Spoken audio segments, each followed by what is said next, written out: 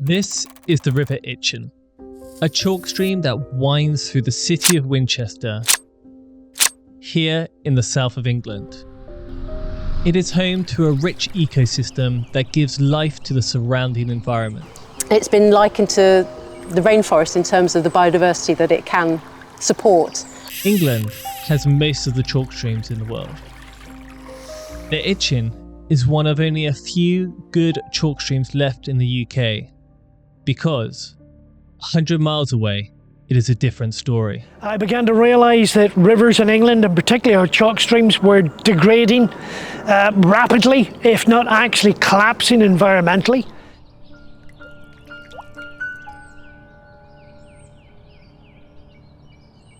This is what a chalk stream in Cambridgeshire looks like today. So why are the chalk streams there dying?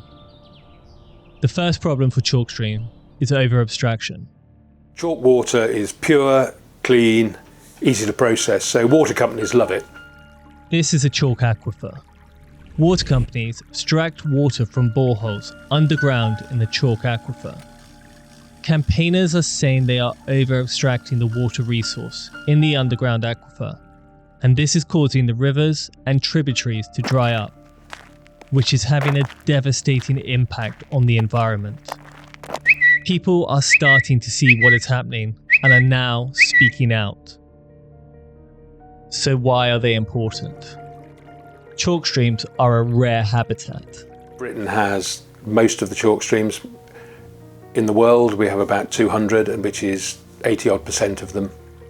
Which creates these high quality, unique ecosystems that should be amongst the best ecosystems, world-leading, most pristine little bits of river on the planet.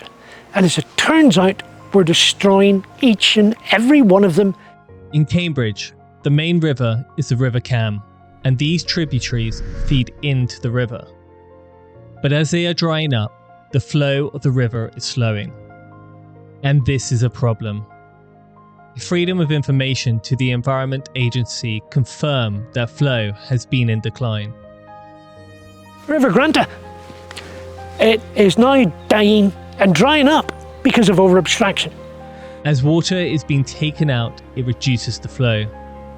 Chalk streams can dilute many toxins and sewage that get dumped. But as the flow is reduced, it is concentrated, causing sewage and pollution to become more potent.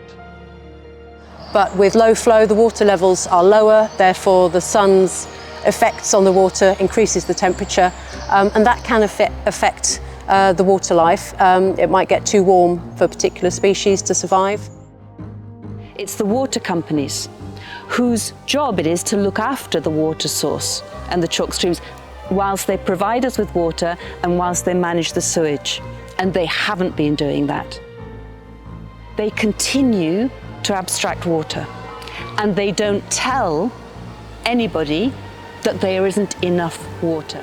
So if you go anywhere near, like the Cam, a chalk stream, and see silt and mud on the bottom, you already know it's over-abstracted. Shouldn't be like that. Only the last maybe couple of decades, really, it's been recognised that actually abstracting from the groundwater is starting to put pressure on chalk in the southeast, because they are particularly sensitive to groundwater abstraction. It wasn't always like this. In 1989, water companies were privatised by Margaret Thatcher. That the water privatisation, I believe, will go very successfully indeed.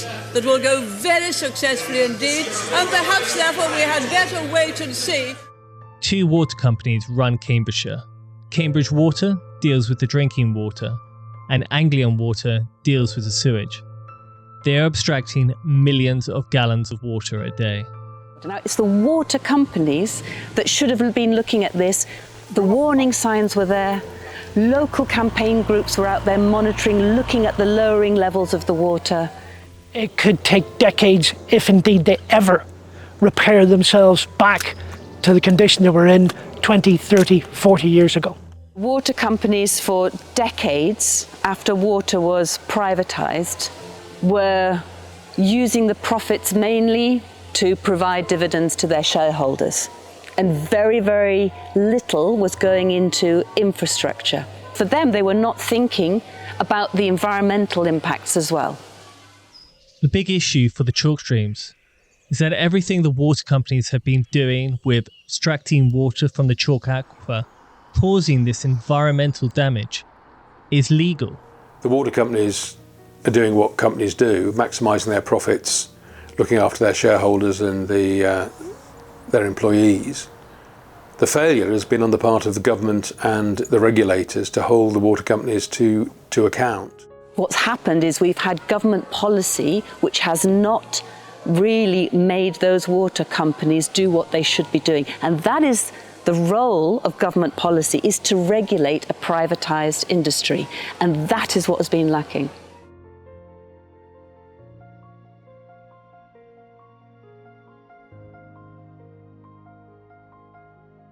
The irony in the conversation actually needs to be going on with the Environment Agency, and particularly in the Environment Agency in East Anglia, and I'm really happy to single them out. The law is quite clear. Those rivers should not be damaged to that extent.